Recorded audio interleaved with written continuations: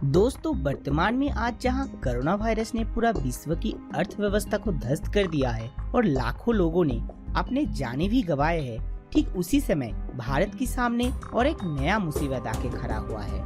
लेकिन ये कोई वायरस या बीमारी नहीं है, ये है एक तरह के इंसेक्ट्स जो हरे भरे उद्भिदों के लिए एक खतरा है।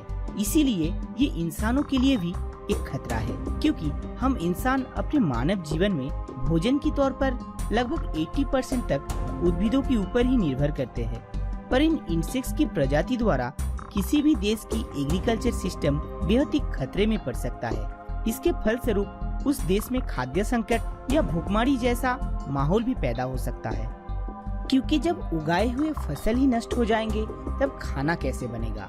पर इन इंसेक्ट्स या टिड्डियों का झुंड आया कहां से है, या इस टिड्डियों से बचने की उपाय क्या है, इन सब सवालों की जवाब जानने के लिए आज का ये वीडियो आपको पूरा देखना पड़ेगा। तो चलिए जानते हैं।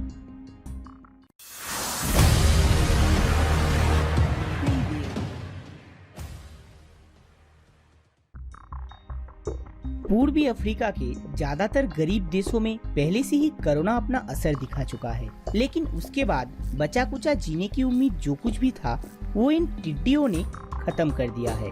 शुरुआती दौर से ये टिड्डियां पूर्वी अफ्रीका से मिडिल ईस्ट होकर भारत के राजस्थान तक आ गया है। मई 2018 में मेकुनु नाम का एक साइक्लोन ने ओमान, सऊदी अरब और येमेन में बहुत तबाही मचाई थी, जिसका फलस्वरूप इस आंधियों से होने वाली बारिश के कारण इन टिड्डियों को नया जीवन दान मिला था। बारिश का मतलब नए उद्भिद का जन्म होना, हरे भरे पत्तियों का खिलना, और हरे भरे पत्तियों के खिलने का मतलब इन टिड्डियों को खाना मिलना और इनके आबादी कई गुना तक बढ़ जाना। लेकिन ये भी कोई बड़ी बात नहीं थी, हर साल ऐसा होता है। फिर 3-4 महीने के बाद जब गर्मी बढ़ने लगता है तब इनका आबादी कम हो जाता है और ये धीरे धीरे खत्म हो जाता है।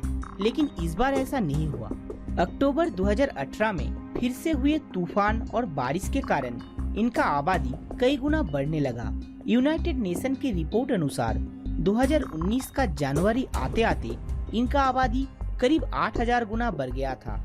इनका जीवन काल 2 स्टेजों में संपूर्ण होता है। पहला है सॉलिटरी स्टेज, मतलब कि इस स्टेज में एक टिड्डी अकेला ही जीवन व्यतीत करता है, और दूसरा है ग्रेगोरियस स्टेज। इस समय काल में अगर मौसम अच्छा हुआ तो टिड्डियों की प्रजनन क्षमता बहुत ज्यादा बढ़ जाता है और वो कई मीलों तक झुंड बनाकर हर एक देश की सीमाओं को लांघने लगता है।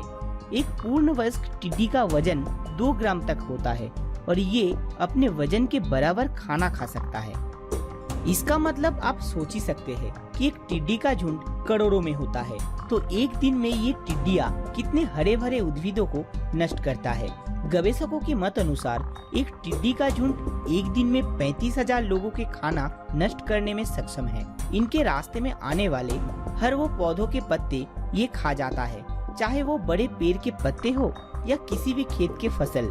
दोस्तों, अब ये मुसीबत हमारे भारत के सामने एक बहुत बड़ा चुनौती बन के खड़ा है। वर्तमान में इन टिड्डियों के झुंड को राजस्थान, मध्य प्रदेश, पंजाब और हरियाणा में देखा गया है, क्योंकि हमारे देश में अभी तक गर्मी के मौसम का सही रूप से शुरुआत नहीं हुआ।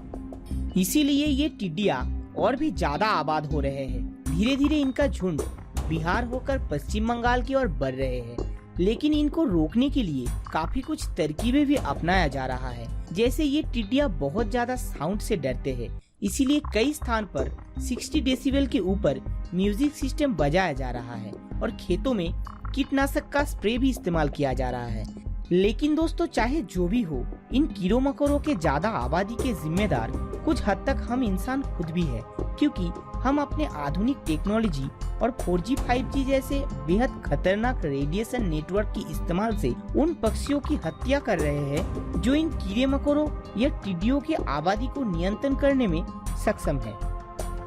रेडिएशन के कारण पूरा विश्व में हर साल करीब 20 करोड़ पक्षियों का मौत हो जाता है। अब तक तो आप समझ ही चुके होंगे कि हमारे साथ ऐसा क्यों हो रहा है। कहीं ना कहीं कुछ गलती हम इंसानों के द्वारा हो रहा है, जिसका फलस्वरूप प्रकृति भी हमसे बदला ले रहा है। तो दोस्तों, आज के लिए इतना ही। अगर वीडियो अच्छी लगी हो तो लाइक और शेयर जरूर करें। मिलते हैं अगले एपिसोड में, तब तक के लिए नमस्कार।